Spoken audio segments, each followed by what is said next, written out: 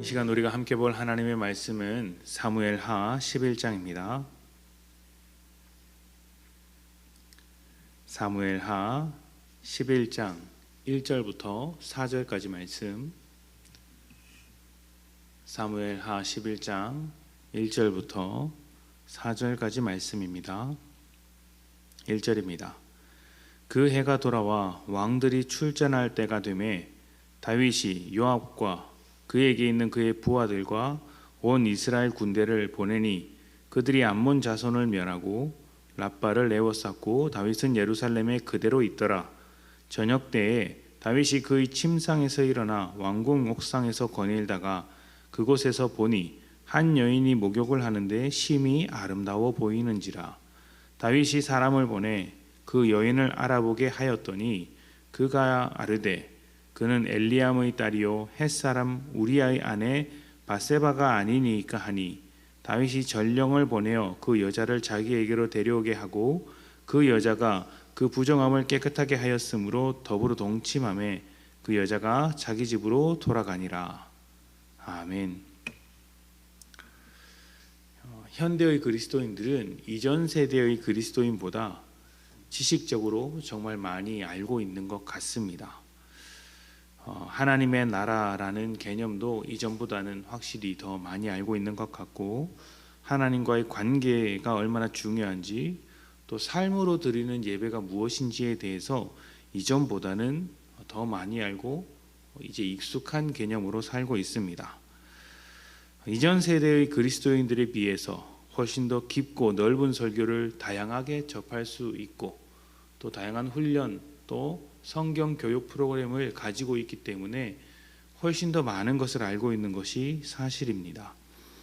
그러나 삶을 직접 들여다보면 과연 아는 것만큼 순종하고 있는지, 지식이 더 많아진 만큼 잘 실천하고 있는지는 의문입니다. 우리는 이전 세대보다 더 헌신하고 있다고 말할 수 있을까요? 이전 세대보다 훨씬 더 예배를 잘 지키고 있다고 말할 수 있을까요? 이전 세대보다 복음을 전하고 있다고 할 수 있을까요? 이전 세대보다 기도하고 있으며 물질이나 헌금 문제에 대하여 분명한 태도를 가지고 있다고 말할 수 있을까요? 그리스도인답게 살면서 결단해야 할 것을 결단하고 있다고 말할 수 있을까요? 물론 이전 세대가 지금보다 훨씬 더 훌륭하다라고 말하는 것은 아닙니다. 우리가 더 나은 점도 분명히 있을 것입니다. 말씀드리고자 하는 것은 지금 우리가 배우고 알고 있는 것들, 지식은 실천하는 것과 함께 가야 한다는 것이죠.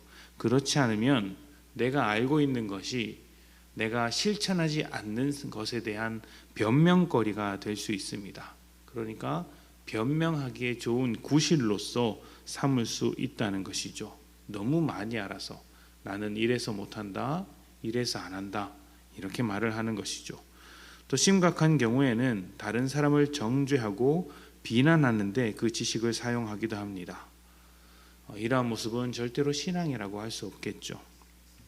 아는 것과 실천하는 것, 순종하는 것이 다른 이유는 하나님의 주권을 얼마나 인정하느냐에 달려 있습니다. 하나님을 인생의 주인으로 그리고 인도자와 목자로 고백하면서 그 앞에서 자신에 대한 주권을 내려놓는 사람은 하나님의 말씀을 허투루 들을 수 없죠.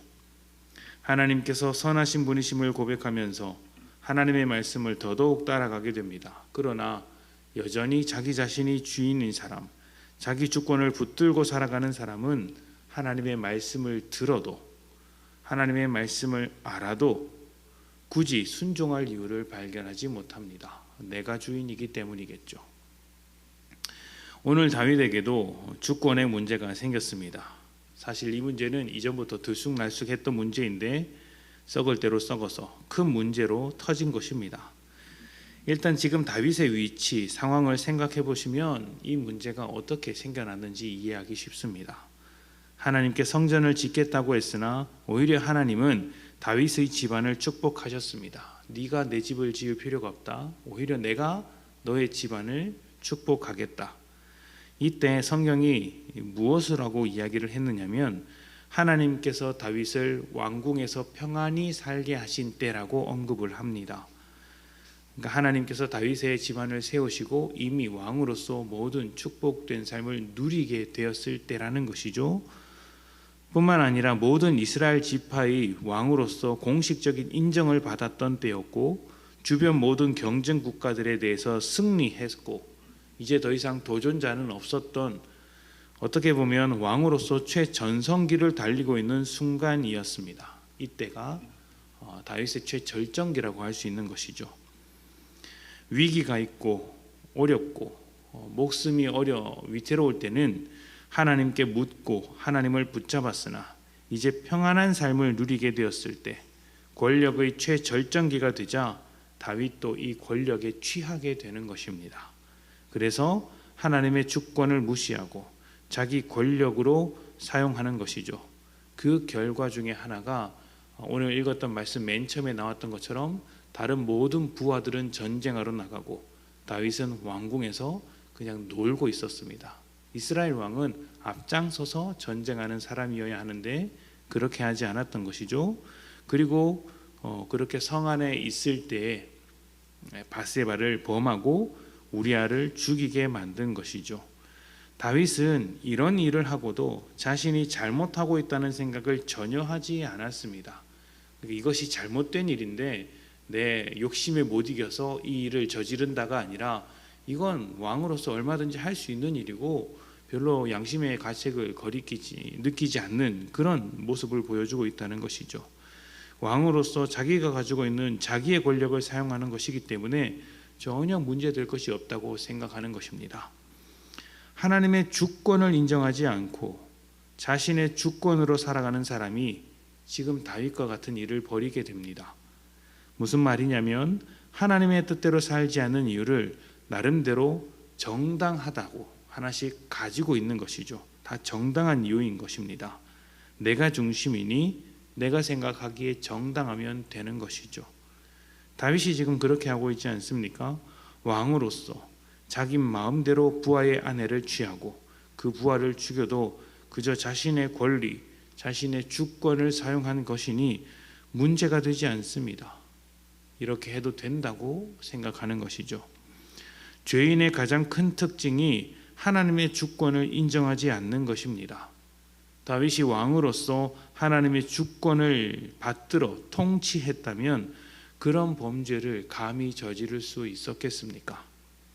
10계명만 읽어도 이렇게는 할 수 없습니다. 내 이웃의 아내를 취하지 말라, 탐하지 말라 말씀이 있지 않습니까? 말씀은 알아도 순종하지 않았던 것이죠. 그래서 죄인의 결과를 만들어낸 것입니다. 다윗도 이렇게 넘어졌다면 우리도 얼마든지 넘어질 수 있지 않겠습니까? 그렇다면 지금부터라도 주권을 어디에 두어야 하는지 분명히 해야 합니다. 여러분이 하나님 앞에 여러분 삶의 주권을 내려놓아야 하는 것이죠. 그리고 하나님의 뜻대로 말씀대로 살아가는 것입니다. 그것이 믿는 자의 삶입니다. 하나님의 주권을 인정하며 하나님의 뜻대로 말씀대로 살아갈 때 그 인생 가운데 하나님의 일하심을 맛보게 될 것입니다. 오늘 여러분의 삶에 하나님의 일하심이 가득할 수 있도록 여러분 주권의 위치, 여러분 속에서 여러분이 그 주권을 주장할 것인가, 아니면 하나님 앞에 내려놓고 하나님의 뜻을 주장하는가, 이것을 확실히 결정하는 귀한 하루 되시기를 축복합니다. 함께 기도합니다.